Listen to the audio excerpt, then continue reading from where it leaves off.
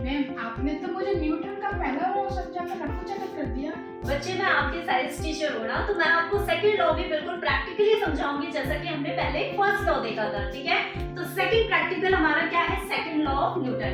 तो इसमें अगर मैं थ्योरेटिकली बात करूँ, थ्योरेटिकली न्यूटन का सेकंड लॉ बोलता है कि जो हमारा मास है, किसी भी ऑब्जेक्ट का मास है, वो हमारे फोर्स के डायरेक्टली क्या होता है, रिलेशन में होता है, मतलब डायरेक्टली रिलेटेड होता है। कैसे रिलेटेड होता है, जितना ज्यादा ऑब्जेक्ट का मास होगा उतना ज्यादा हमें फोर्स लगाना होगा किसी भी चीज को मूव करवाने के लिए। तो आज हम क्या करेंगे, प्रैक्टिकली समझेंगे। ठीक है,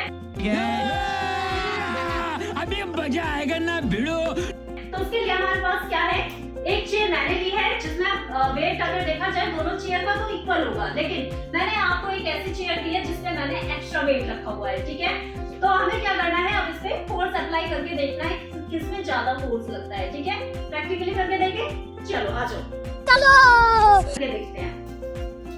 आपके पास ज्यादा वेट वाला चेयर है और मेरे पास कम वेट वाला। चलो मूव करना स्टार्ट करो। ठीक है, अब देखो,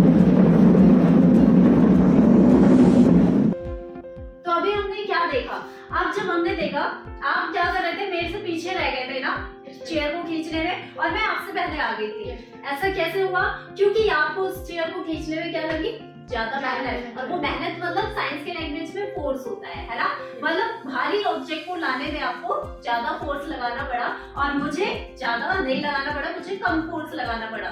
तो सेकंड लॉ ऑफ मोशन क्या बोलता है, या फिर आप बोल सकते हो न्यूटन का सेकंड लॉ यही बोलता है कि ऑब्जेक्ट का वेट जितना ज्यादा होगा आपको उतनी ज्यादा मेहनत करनी होगी किसी भी चीज को पुश और पुल करवाने के लिए, यानी मूव करवाने के लिए। तो कैसा लगा ये लॉ समझ के, अब तो क्लियर है ना आपका प्रैक्टिकल? Yes ma'am. ओके, तो हमें थर्ड लॉ समझना है इसी तरीके से प्रैक्टिकली। तो आपको क्या करना होगा, कमेंट बॉक्स में टाइप करना होगा थर्ड लॉ प्रैक्टिकली, है ना? Yes ma'am. तो मिलते हैं नेक्स्ट लॉ के साथ। Like and subscribe.